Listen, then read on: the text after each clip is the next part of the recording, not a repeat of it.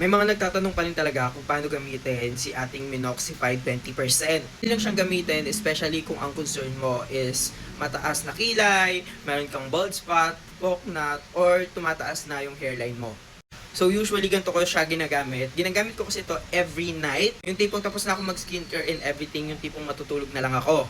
So bakit ba ina-advise ko sa inyo na every night nyo siyang gamitin para wala na kayong gagawin at hindi na kayo magpawis. Para mas ma-absorb talaga ng scalp nyo or ng area kung saan nyo siya ilalagay yung product. Sa paggamit naman nito guys, 1-2 drops okay na yon. Ilagay nyo lang sa area kung saan nyo gustong tubuan ng baby hair. For example, sa hairline nyo siya gusto ilagay, dun lang mismo sa area kung saan nyo gusto tubuan. Huwag nyo po siya ilagay sa may buhok pa. Kasi ang mangyayari niyan, malalagas yung part na may buhok pa at papalitan niya ng panibago.